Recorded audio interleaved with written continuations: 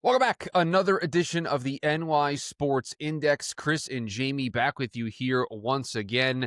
Jaxson Dart, the starting quarterback of the New York Giants. The New York Mets are the most Jekyll and Hyde team I think I've ever seen in the history of watching baseball.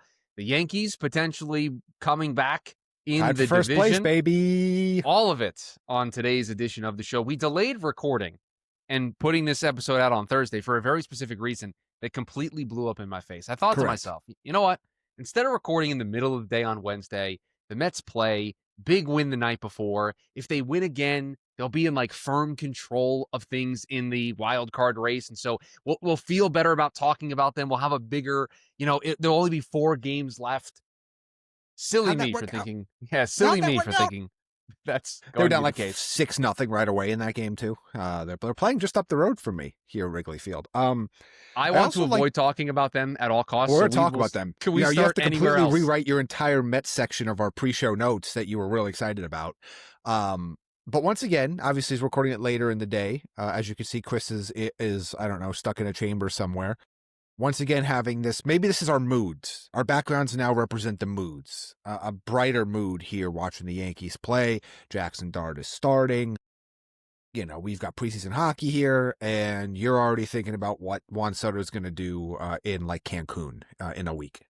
He did hit home run number 43 tonight as we're recording. He did. So he's not the problem. No, well, furthest thing. But you know what's funny is if he would have, signed somewhere else offseason, he might have got to play in the postseason this year. Boy, I am already dreading the tweets. If the Yankees come back and win the division and the Mets miss the postseason, the tweets are going to be insufferable. I will say this, though, Chris, and we're left off on this point in our last show, and my final point, we have to bring it here, is while the Mets are absolutely collapsing, they have the Detroit Tigers to thank for them not being the laughing stock of baseball right now. The Tigers are really on an unprecedented volume. Obviously, we talked about the Mets, was it 07, with their volume in a short period of time losing the division. But I believe nobody in the history of baseball has ever led their division or league by 14 and a half or more games at any point and then not won the division. And they're not going to win the division now. They lost again tonight to the Guardians. Their playoff hope, their playoff hopes are hanging on by the thread of the Astros also can't get it together. But it's crazy right now. Like we talked about it, I said, don't count out the Tigers for losing this. They're only a half game up on a playoff spot now. So not only are they having the embarrassment of losing what should be in Major League Baseball an insurmountable lead in your division, they might not even get to go to the postseason to try to make up for it. In general, it has been a very fun, drama-filled week in baseball, and we'll certainly share our thoughts on the Mets and Yankees as the show progresses. But the opening bell, the lead story for us here on the Index today, has to be the decision that the Giants made official. Jaxson Dart is the new starting quarterback of the New York Giants. He is not just the starting quarterback for this week. He is the starting quarterback indefinitely until further notice, the starter for the rest of the season. Brian Daboll wanted to really emphasize to all of us that it was his decision. He's the one who decided that Jaxson Dart was the starter. Nobody else influenced the process. It was Brian Daboll's decision for Jaxson Dart to be the starter. Jamie, you're the Giants guy. I think I want to start here. How are you feeling on this decision? Is it the right decision? What is your overall thoughts about Jaxson Dart being your starting quarterback week 4 of the NFL season? All right, so there are two competing ideas here, and I think we've touched on them a little bit both throughout the Jaxson Dart starting topic has been a topic since the second he got taken in the draft. There are two schools of thought here. The first school of thought was this was the obvious move that we knew was coming. I think we've joked about week 4 for probably about 4 weeks now, about that being the soft circle for us, that we expected him to have a decent shot to start this game. It's a home game. Obviously, it's Jesse Minter's defense, which is not ideal, but as we both said, at some point, you're going to have to play a good defense. You can't hide your starting quarterback for several weeks. But it was expected. I think the lackluster effort of this offense, particularly, I believe that it was the second worst, if not the worst, red zone offense in football, particularly when it comes to passing the ball. And obviously, we talked at nauseam about Russell Wilson just throwing non-competitive balls in key moments in the red zone in last week. So you kind of got the sense this was coming. The fan base was really pushing for it, and clearly Brian Daboll was really pushing for it. And, normally, I don't want to put on a tinfoil hat. I've already put on two different hats on this show. I don't want to put on a third. But normally, when a coach would come out and say, this was my decision, it's commendable. You'd be like, all right, he's taking the pressure off of somebody. He's saying, my team, my decision. This feels a little bit self-aggrandizing, doesn't it? Like, this does feel like he knows, like we all know, that his job security is tied 1-1 at this point in his tenure to Jaxson Dart. So I think in this case, he's trying to do if Jaxson Dart's successful, it's all me, baby. Big Brian Daboll made this move. It doesn't feel like it's a move to take heat off somebody else or less pressure or to be accountable. It kind of feels like it's that. The second side of this coin is ideally, and this is not the world we live in, this is why we didn't discuss it this way, ideally you wouldn't be playing Jaxson Dart. You would give Jaxson Dart as much time as possible to learn the playbook, as much time as possible to feel comfortable, as many reps as possible in practice. We could talk about the numerous examples throughout the years. Obviously, the two biggest ones that everybody always comes up with is Aaron Rodgers and Patrick Mahomes sitting behind a quarterback for at least a year, and in Rodgers' case, multiple years. Jordan Love is another case of that's happening right now. So it's three quarterbacks right now that have got a chance to sit for at least a full season, if not multiple seasons before starting, and how that can really aid your development. That is the pie in the sky, best case scenario world. We just knew that was never going to happen because you let a coach on the hot seat draft a first round quarterback. And the second you did that, you knew how this was going to go. The question was not if, the question was when and how early. So, in one sense, it's not a surprising move at all. I fully expected this to happen. Again, if it wasn't this week, then by next week. This was the pivot point. Do I think it changes the outlook for the Giants as a season goes on in general? Probably not. I don't think this team was a Jaxson Dart away from being 3-0, for example. And again, the one game that they were the closest in was the game that Russell Wilson played the best in. So, will this provide more energy? Sure. Will this open up the playbook a little bit more, give some more true RPO opportunities? Sure. Does it create this new sense of like you thinking about the youth movement in New York with, Neighbors and Dart and Scatterboo and, some of the other younger pieces that you added on the offensive line, like a Marcus Bow. And so that part's encouraging, but are they that much better? No. When the schedule softens later in the year, I think you'll start to see a little bit more results both in the stat sheet and in the win column for the Giants. But I guess that's how I look at this is ideally he wouldn't be starting right now, but I think anybody that had any sense of realism around this team knew this was happening very soon. And week 4 was kind of like the first point where you thought it could happen. I think what's the most intriguing part of this for me is how the powers that be for the New York Giants are going to now evaluate Brian Daboll. Because by making this move, it is an admission, and this is not a knock on who Jaxson Dart is currently as a quarterback or what Jaxson Dart could become as a quarterback moving forward. But when you make a move to go to somebody that you traded back into the first round to get with the 25th pick in the draft, there's not a big expectation that he is, the number 1 overall pick that's going to come in and save a franchise and lead you to a bunch of wins. So wins isn't going to be the commodity now for Brian Daboll. And I think at the beginning of the season, one would argue that wins were the commodity for Brian Daboll to save his job. But now that they have made this decision, one that I think is the right decision, you can't look your fan base in the eye and continue to trot out Russell Wilson and expect them to be energetic and engage with the product. You're just going to lose everybody, right? And this is at least one way to, I think, stop any boo birds coming out when the team is home here over the next couple of weeks. But what is the way they are going to evaluate Brian Daboll? Is it a certain stat line at the end of the season for Jaxson Dart? Is it, and I hate to do this because it's so hard to quantify this, is it a vibes thing? Is it how you feel about the team? And that in and of itself is a hard thing to quantify. So I agree with the move. I think it's the right decision, regardless of if Jaxson Dart is quote unquote ready.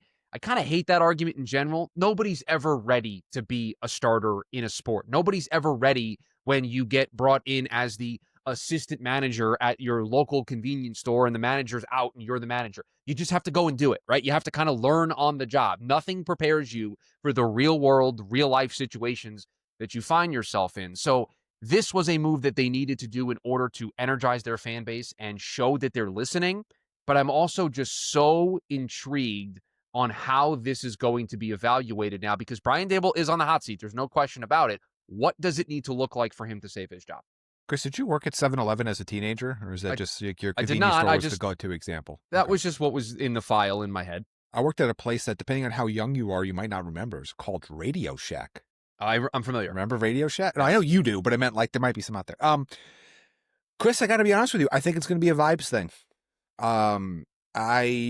Because I don't think if you're going to quantify it off straight wins and losses, then I don't think you bother coming into the season with Brian Dable. Like, I mean, I understand that the Giants typically have been, I know they have a recent streak of only giving guys a couple years at head coach, but for the most part, the Mara family's had a long streak of not making too early, for lack of a better phrase, coaching moves.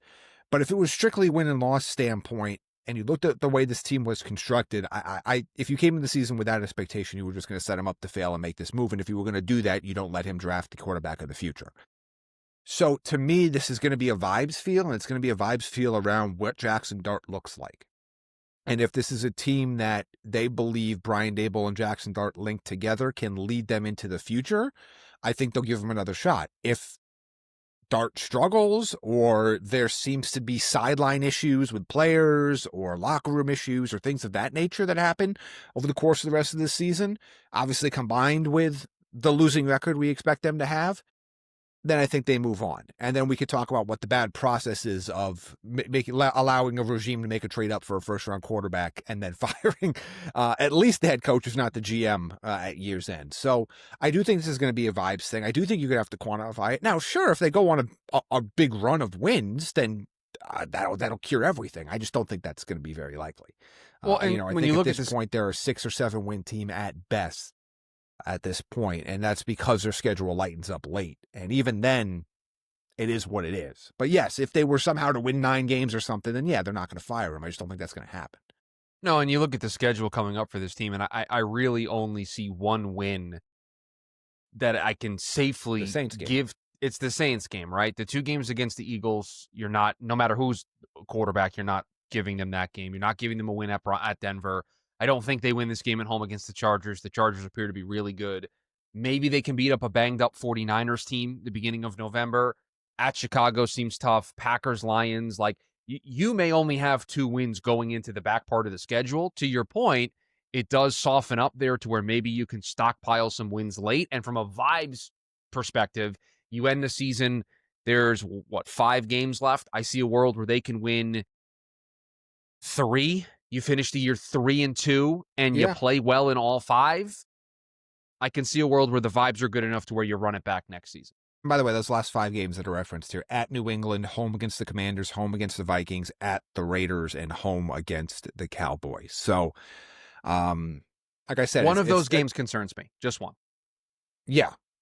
But it's also like, I mean, they're 5 winnable games. They're also 5 losable games. You know what I mean? Like you can't, there are no gimmies for this New York Giants team right now, except maybe the Saints, because I think they were the worst roster in football. But other than that, like, it's going to be a run. But if Jaxson Dart can hang in there and show some steady progress, and they finish that final month, 5 weeks of the year on a strong note, maybe they win, go 4-1, maybe they go 3-2, and Dart looks good, that's probably enough to keep Dable around.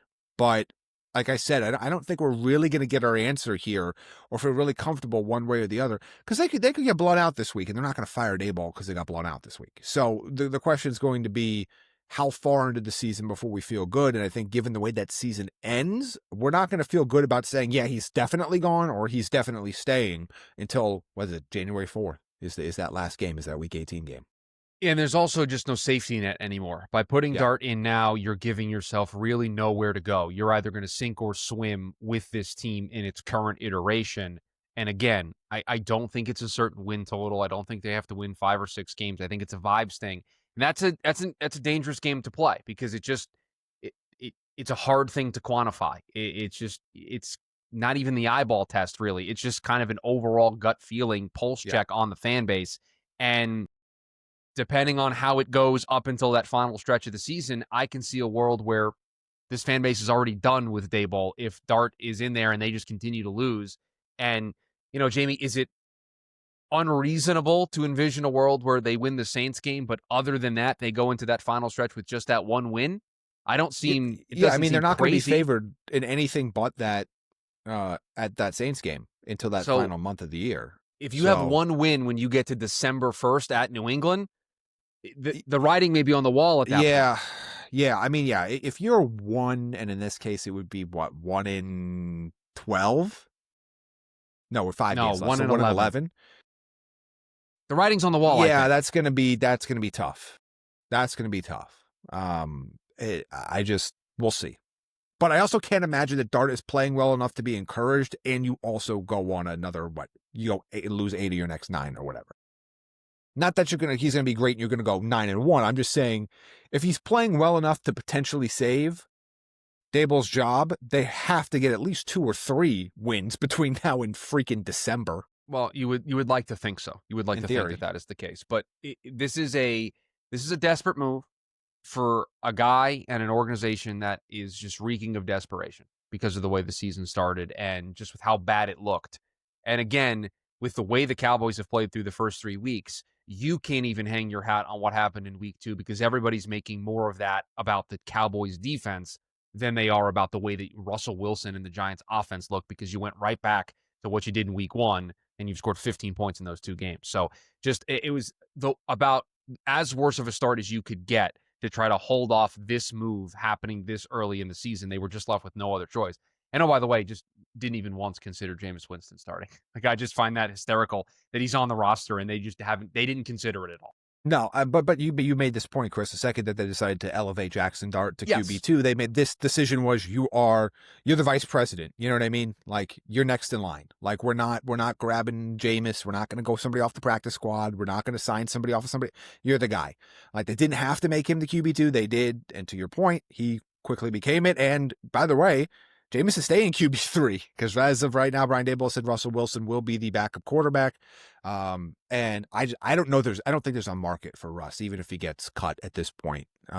Because I think I don't think he'd do well in Cincinnati behind that offensive line, and some of the other teams that need quarterbacks are not trying to win right now. So I mean, who is in desperate need of a quarterback that's also trying to stay relevant and would welcome Russ in that locker room? That Venn diagram is very small. The Cincinnati is the one, and I just don't think he's a statue at this point behind that line. I don't think it's gonna go well. But think of all the moon balls to Jamar Chase that we could get. Well, I mean, look, if the Bengals are going to do that, why don't you just trade for Jameis? Take a shot, like go out with a blaze of glory at least. If you're going to do it, no, Kirk Cousins would be the guy that I would trade for. Sure, but Atlanta's got their own QB issues. Well, yeah, right Kirk now. Cousins might be starting in Atlanta in 2 weeks. All of a sudden, all of the vibes around Michael Penix Jr. have completely flipped, including those inside that fan base. So that's a whole different story. If you can get a day 3 pick for Russ, you just do it. You get anything for Russ, you do it. You just do it. Right? Like, I mean, you have no expectations that Russ, barring an injury, is going to play for you again, ever. No, and again, you have Jameis on the roster. So take the day 3 pick, elevate Jameis, and I think he's the better backup option anyway. Yeah.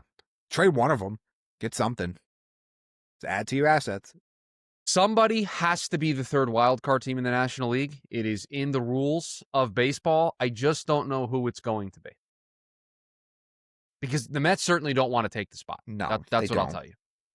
Diamondbacks are about to lose tonight to the Dodgers. Well, I've seen this story before. They were supposed to lose last night, and they scored 3 in the 7th, and then they walked it off in the 9th. So unless they got 6 outs right now, there's a final, an F next to the game. Nothing. Give an F to the Mets. Yeah, somebody's got to win it. And I guess the Reds ended up coming back late in the game against the Pirates, and then still losing in extras. And Can I tell you how I'm watching the Mets game, and I have on a second screen Pirates Reds. For obvious reasons, I'm very closely sweating out that game because the Reds, both teams have the tiebreaker over the Mets, but the Reds are the team I'm the most worried about because I know what the Diamondback schedule is. And I'm watching the Pirates in the bottom of the 9th. with the lead, just be, 2 outs away, 1 out away from getting out of it. And Tyler Stevenson hits a ball up into the air there in Cincinnati. And I said, great. I said, they're going to win this game. Like, the moment the ball left, I'm like, they're winning in extras. And then the bottom of the 10th, they almost gave it up. Pittsburgh did. Bottom of the 11th, they almost gave it up. I have a Whoop band. It's not a Whoop band, but it's kind of like a Whoop band. And I got an alert at around 7 o'clock Arizona time, which was right around the time the game was like getting into extras. And it said, de-stress. Your stress level is very high. And I said, thank you. Thank I you. understand. I know. I'm very aware because the Mets were losing 10-3 on one screen, and I'm watching this game in extras on the other. Dude, I don't even know where to start with this Mets team. Like, they look so good on Tuesday. Yeah. And they You were so excited. I shouldn't say they look so good. They showed you fight, and they came back. It was their biggest comeback win of the season. You've got a guy who has 2 broken fingers, 1 in each hand. He has a carved up elbow. He's got injuries all over the place. He wills the team to a victory with a home run. You use Edwin Diaz for a 6-out save. You got nothing from David Peterson. Your bullpen put on a masterclass. Carlos Mendoza was managing his tail off, just constantly getting guys up and out of the bullpen and just finding a way to just get outs, keep the game close. And the Mets rewarded him for doing so. And then you come into tonight, Wednesday, as we're recording the show, get nothing from Jonathan, gives you 2+. And I'm sorry, you can't ask the team to come back from another 6-run deficit again. Like, it's just not, you just can't win that way. And so they looks like they're going to get bailed out. It looks like it's going to be a situation of no harm, no foul. They'll stay 1 game in front of everybody now with just 4 games to go. But if they play that way tomorrow against Chicago, if they play that way against Miami, like, the Reds and Diamondbacks aren't going to go winless the rest of the way. At least I don't think they are. So they're going to pick up some wins, and you are not playing like a team right now that can make the postseason. Yeah, I'm just taking a look right now. Obviously, the Reds have the Brewers, and obviously the Brewers are in a kind of a weird spot, but that's still a tough matchup, and that's on the road. Diamondbacks go on the road against the Padres, while the Mets finish their season in Miami. But yeah, I mean, it is looking like by the time we finish recording the show, they will still have that 1-game lead, which is essentially a half-game lead on Cincinnati and a 1.5 on Arizona based on tie-breaking scenarios. But yeah, I don't know what I've thought about this, and kind of why I'm hesitating is because there is, especially in baseball, there is no, especially at this level, when you're like on the playoff fringe, there is no upside in losing. There's no upside in not getting in. It's not like, oh, well, if the Mets don't get in, at least their draft pick will be like, it's just not worth it. So you obviously still want them to do whatever they can to get in, even if they end up getting swept in the wild card round. At least you made the postseason. At least you gave yourself the chance. But they're not going to do anything at this point. Like, even if they get in, like, what confidence do you have in this team to do anything against anybody, specifically against playoff teams? No, none. And it's because of just one thing that I keep circling back to. They have 2 starters. 2. If they started a postseason series today, if the wild card series started today, Nolan McLean would start game 1, Brendan Sproat would start game 2, and it would be a parade of pitchers in game 3. Clay Holmes would probably start. Sean Manaea would come out of the pen. They might use Jonathan as a reliever. I mean, it would just be a parade of piggybacking in that 3rd game. They don't have 3 quality starters. Now, I don't want to do this right now because there's 4 games to go in the regular season and they're trying to make the postseason. I don't want to do the what could David Stearns have done differently to set this team up, because I don't really think there is anything. Like, that to me is the answer. There isn't a move that was going to be made at the deadline that was going to save this. They needed Sean Manaea to pitch better. They needed David Peterson to not turn into a pumpkin after the All-Star break. They needed Kodai Senga to not forget how to pitch, right? Like, I'm sorry, I don't know if anybody could have had the foresight to assume all 3 of those things. Not just one of them. You can see one of them happening. Yeah. 3 of them happening. Kodai Senga forgetting how to pitch, David Peterson turning into a pumpkin, and Sean Manaea just not being good at all this season. And all 3 of those things happened. In any role. All 3 of those things happened for this team. And so I don't know how much you could put on a general manager and a manager when that's the scenarios that have been played out for them.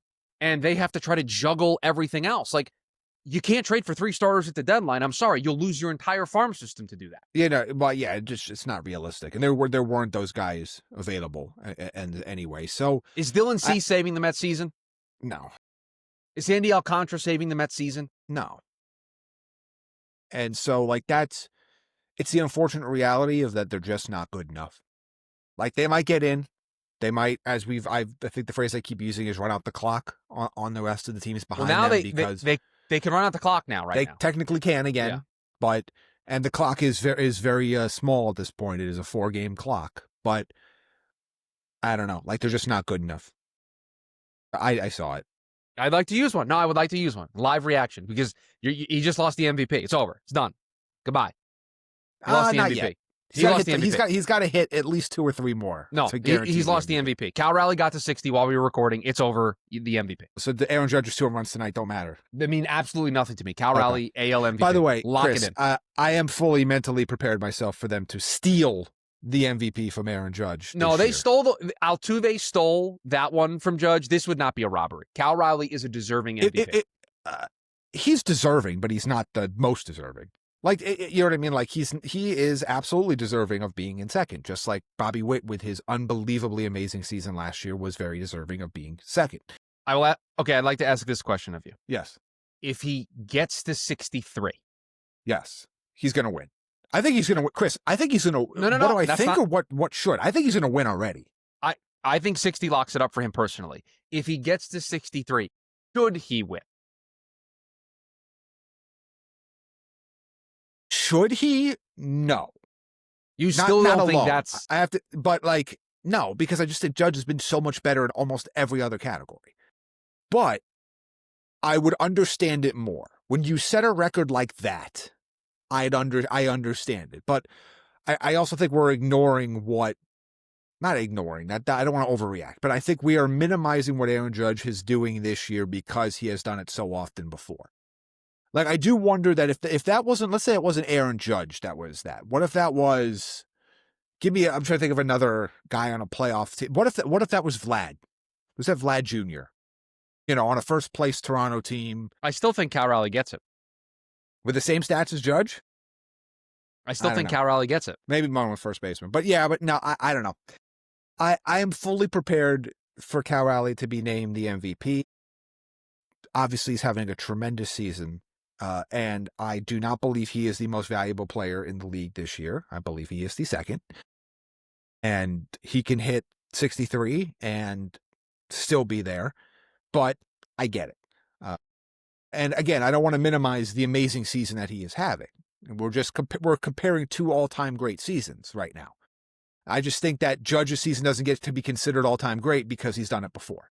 This is one of the rare times, and we don't know that it will work out this way. It would require some shenanigans. I would take co-MVPs. Like, I would take the vote being split down the middle. Now, again, you don't know when you submit your ballot what other people are doing. But that does kind of feel like, it happens. But, look, there's only one other player in the history of Major League Baseball has had a 50 home run season and won a batting title. Like, one other person in the history of baseball. I am not saying that Aaron Mantle. I'm not saying Aaron Judge stinks. I'm just saying that I think there were a lot of people that wanted in their heart of hearts to vote for Cal Raleigh, but couldn't. And 60 home runs will be the permission slip for them to vote Cal Raleigh. There are some very smart people that I like in this industry that cover baseball that are very clearly going to vote for Cal Raleigh. And by the way, if you watch MLB Network, they're on a full propaganda campaign for Cal Raleigh and have been for some time. Did you hear what Jeff Passan said today? I did not. He said earlier today, this was before the 2-homer game to get him to 60, but he said right now he would vote for Aaron Judge, and he would hate himself for doing it. Yeah. So they both hit 2 home runs tonight, so he shouldn't change his opinion. Right? Again, getting to 60 changes things. I said this to you in an earlier episode of the show. 63 changes things a little. 60 doesn't. The 2 things that changed it would be 60, and I said if they came back and won the division. And he did both. He got to 60, and with this win tonight, they're up 9-1 as we're recording. They're going to lock up the AOS. I'm just saying, the other guy on the other side is doing something that literally only one other player's ever done in the history of baseball. the history of baseball, Chris. By the way, speaking of, this is the first time and only the third time ever, and the first time since 2001 that we've had 4 50 home run hitters in Major League Baseball. So that's in one season, which is quite the accomplishment. And the only one that wasn't the steroid era, I think it was like 98 and 01 were the two other instances. I can immediately think of the 3 people. Who's the 4th that's hit 50 home runs? This year? Yeah, I 3 of them I can think of. Let me just tell you, let me just work through this. It's late at night for me. My brain's not working all that great.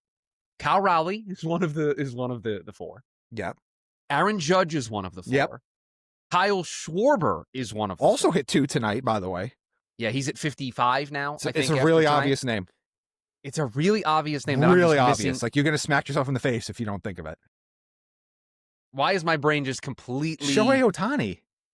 He's hit 50 home runs? I just 53. didn't realize. I didn't realize he hit 50. He's got the 3rd most home runs in baseball. Wow.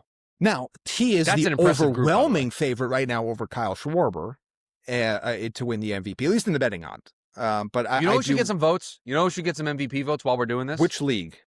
National League. He's not going to. But you know who should get votes in the National League? Okay, who? Geraldo Perdomo. Okay. I thought you were going to go the other way and say Jose Ramirez.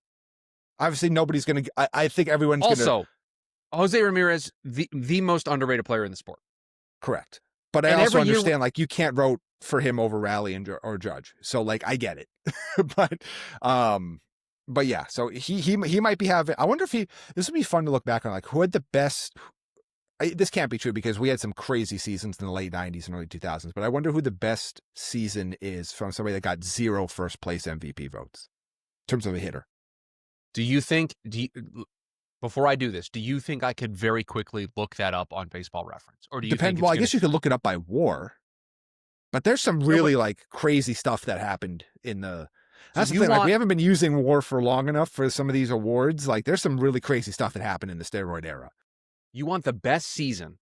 Best hitting season. Because obviously pitchers don't always get MVP love. Count. Yeah. But yeah, I am curious if you're going to look it up. I'm going to try. I don't know if... While you need to filibuster for me while I try to do this. Yeah, I'll filibuster a little bit. At least go by like hitting WAR or I guess an overall WAR for hitters. Fielding should count. I just meant, not pitchers in this case. But yeah, Chris, to your point, yes, I am incredibly concerned that Judge is not going to win the MVP. At the end of the day, does it matter? Probably not. But it is fun to talk about at the end of a career, how many MVP awards, all these other stuffs, when they inevitably put his plaque not only in the Yankees Monument Park, but in Cooperstown, as Aaron Judge continues his ascent and see how, health, age, all these things permitting, is on a path to challenge to be the greatest right-handed hitter in the history of baseball. But I am at this point begrudgingly resigned to this being given to Cal Raleigh. And I do feel there's a little bit of the, remember a few years back, and I know it sucks that he's a complete afterthought at this point. It's kind of sad, but there were some times where people got Mike Trout fatigue in the AL MVP voting, and times where he probably should have another MVP, at least one other MVP on his mantle that he doesn't have so far. So it is what it is. And I think if you look back, he's already, and he's already got 2, and he might finish second twice in that run as well. But yeah, I am fully at this point resigned to the fact that, and literally that's how I found out he had a home run, as a fellow Yankees fan of mine sent me a message, and it just was a picture of Cal Raleigh hitting a second tonight and says, "Where effed," but he spelled it out. They filibuster enough, or you still? No, I mean, I still can't find it, but I used Cal Raleigh hitting a home run so that I could stop talking about the New York Mets, because that's what we were originally talking about. So you got to get me riled up there. I know because I just don't know how to filter this. Like, I'm on Fangraphs and I'm looking at WAR, and I'm just getting career WAR, and I don't want that. Yeah. So I guess I have to. Let me see it. This is great podcasting. I'm gonna give it a shot. This is really looking up statistics. Yeah. I got it. You got it? Okay. Okay. I think. Give me a second. It's loading. I think it's going to break this up individually by WAR. But then we're going to have to cross-reference whether or not these people got MVP votes. Okay, but I can do that. Just if you give me the year and the player. Okay, I'm going to assume that these top 4 Babe Ruth years are all MVP votes. I'm going to assume. I would assume so too. 02 I and mean, 01 Barry Bonds got MVP votes. yeah. I mean, I just have to give me the 1948 MVP voting. 1948 MVP voting. Okay. That's what I'm looking for. 1948. This is what you come to the index for, right? This is what you come to the NY Sports Index. Yeah, this is why you're here. Randomness on 1948 Fangraphs. awards voting. Yep. Okay. What do you got? So, which one, AL or NL? Which one are we doing? I need the American League MVP voting. Okay. 1948. So 22 for first place votes went to Lou Boudreau. All right, then we're out. That was the guy that I thought he was. I was just really low on this list. He won that year. Which 4 years did you have for Babe, though? Because he only has 2 MVPs, I believe. What two MVP? Well, I have 23, 21, 20, one and MVP. 27. That's fun. I didn't know. Which one did he win? He won the 1923 MVP. Well, it's the best season by WAR in the history of the sport for a hitter. So. Well, then that's pretty good. Oh yeah, his solid 14.1. Yes, 14.7 WAR is gonna. Oh yeah, you're on Fangraphs, but yeah. So what's the next highest for? I'm looking. I'm gonna go to another page and I'm gonna look for a name. Well, I'm looking at his. I'm gonna look at. Let's see, 1931. Give me the. Did they do award votings in 1884? Probably not, right? I don't think so. Shout out to Fred Dunlap in 1884, 10.2. Oh wait, that says 1984. I got excited for 1884 awards. Wait a minute. I don't know if they're gonna have voting. They didn't give out an MVP that year. Old House Radborn. No, but I think Babe Ruth might be your answer. For MVP votes? All right, I'll go back to the first page. Yeah, so I think that's going to be your answer. So what years? Okay, 1921. Okay, that's the year he... Oh, yeah, well, did they give out an MVP that year? Because he didn't get... It doesn't even show him as getting a top 10 vote. So I don't even know if the award... That's the year he hit 59 homers. Yeah, I don't know if they gave it awards. Give me something after 1923, where I know he got it. 1927. Okay, so that would probably be the best year then. Because it does not show. So let's see, the 1927. This is just great. 60 home runs, 164 RBIs. Yeah, 1927 MLB awards. Hit 356. Had 1927 awards voting. Yeah, that would be the one because he didn't get any. 1,200. The MVP that year is Lou Gehrig. You may have heard of him.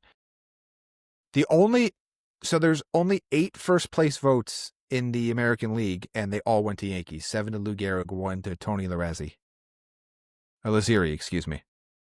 Interesting. So Chris, yeah. So I think that's the year.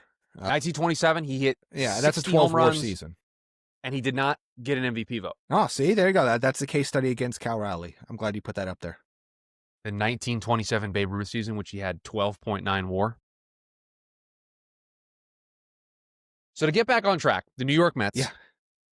Oh, we still talking about them? I mean, that's where we were before we went down this rabbit hole. I didn't know if you wanted to go back to it. Just tell me if you're done. By the way, since we've been talking, it's now 4-3 Dodgers. So that's right. We were filibustering to see if the Diamondbacks would come back. Yeah, well, no, it's 4-4, Chris. Great. So it hasn't updated on my screen. I told you it's not over with that team. It's not over until all 27 outs are recorded. Oh boy. So the Mets may not. The Mets will wake up tomorrow. Well, technically they'll still be in a spot, right? They have the tiebreaker over Arizona, right? Or they don't. No, the tiebreaker between them. They split the season over series. Cincy. That's where I got it backwards earlier in the show. No, the Mets don't have a tiebreaker over anybody. That's the problem for the Mets. Oh, why did I think they had one? They split the season series with the Diamondbacks. So then it goes to your record within the division. Oh. And the Diamondbacks have a better record against the West than the Mets do against the East. That makes sense then. Now that could change, although the Diamondbacks beating the Dodgers wouldn't help in that regard. But and then they play the Padres, so odds are if they're going to catch you. Yeah, I'm just trying to look to see. The Mets against the East are 24-25. The Diamondbacks are 26-21 against the West. So it's if they win tonight, they'd be 27. It would be a 3-game difference between the two teams. Yeah, so apparently you only have the tiebreaker against St. Louis, which is probably... Let me tell you who's not involved is St. Louis. Tiebreaker to be determined against Miami, who's still hanging in there barely, but probably not going to be a thing. And you also play them. So, yeah, that's not good. I don't know why I thought they had the tiebreaker again. I knew they didn't have it against one of the teams. I didn't realize they didn't have it against anybody. Yeah, no, the Mets are going to wake up tomorrow. If you're listening to this on uncontrolling Thursday, well, maybe this game isn't over yet, Chris. They haven't lost or won or anything really. They could wake up in the same spot that they were in this morning, just with a different team. Just with a different team. Or I guess 2 days ago. We can talk about the Yankees. I'm done with the Mets. Let's talk about the Yankees. Clawed their way back. Tied for first place. Now, that's a team that also doesn't have the tiebreaker that they need. They do not have the tiebreaker over the Blue Jays because they, screwed around for most of that season series against a lot of these teams, particularly the teams in the East. But they've clawed their way back. 4 games to go. The vibes are very bad in Toronto right now. I don't know if you've had a chance to check out Blue Jays Twitter, but it is a tire fire, which is even worse because it's in Canada and they have different EPA rules up there. So I'm excited that they're playing hot baseball right now, getting hot at the right time. It has been a wild ride of a season for the Yankees, with as high as they got to start the year and as low as things were in the middle. Then you feeling okay around the deadline. You pick up some great, some guys you think are going to be great for you, and then a lot of those guys blow up in your face. But playing good baseball. Aaron Judge is hot right now. Your pitching is hot. Max Fried's coming off a really strong performance. Luis Heel came off a strong performance. Like, I still have concerns about the consistency of the bullpen. That's still concerning to me. But hell, even Anthony Volpe's hot right now since he got the cortisone shot. So it's the vibes are good. Obviously, the chance to win the division and be the number 1 seed in the American League, which also comes with the free, you don't have to play in the wild card round, would be super. Whenever you can just get a free pass through a round of the postseason, you always want that. And obviously, you would clinch home field throughout until obviously the World Series, presuming you get there, presuming that somebody that's not, this third wildcard team from the NL gets there, you're probably going to play on the road. But again, it's all open for the Yankees right now. And obviously they might not win the division. They have to be 1 game better than Toronto over these final 4 games. Toronto faces that last game against the Red Sox tomorrow or today. Where are they in reference to the Mariners? They are, let me see, I think they're a game or 2 games. Let me double check. The Mariners won. They're 89 and 69. So they're 1 game back. Okay, so then they're a game. But what's the tiebreaker between the Yankees and the Mariners? That's what I was asking. Here. I you know what? I don't know, because either way they get the bye, so I think I haven't looked at it like that yet, but let me double check. Let me see what the Yankees scenarios are. They will win the tiebreaker versus them. The Mariners are the only team they had the tiebreaker on, by the way. It's a great situation to be in. So, because they don't have the tiebreaker over the Red Sox, Guardians, or the Blue Jays. Obviously, you would probably still rather have it over the Blue Jays if you had to just pick one. But they do have it over there. So essentially, they have a 1.5 game lead with 4 games to play on that spot. Now, again, you have to be 1 game better than Toronto, like this way. So, as far as Toronto has fallen, they still control their destiny. They're at home. They have that final game against the Red Sox, and they're at home to finish out against the Tampa Bay Rays. So, and then the Yankees finish up their series here with the White Sox, and then they immediately go and play Baltimore at home. So both teams are facing inferior squads at home the rest of the way. I guess I can see who the Mariners are playing.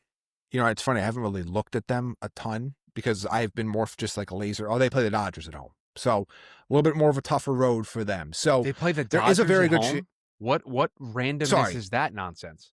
Sorry. Let me double check. No, I'm not mad at you. I'm just mad at they do. I thought you were questioning whether they were playing in LA. No, they play the Dodgers at home. Yeah, I know that doesn't make any sense, does it? What is that? That is very odd. I'm triple checking to make sure I'm not reading. No, that shows 3 games against the Los Angeles Dodgers in Seattle to finish the season. Does that make any sense? No. Can I explain it? No, but that's what they're doing. So, hey,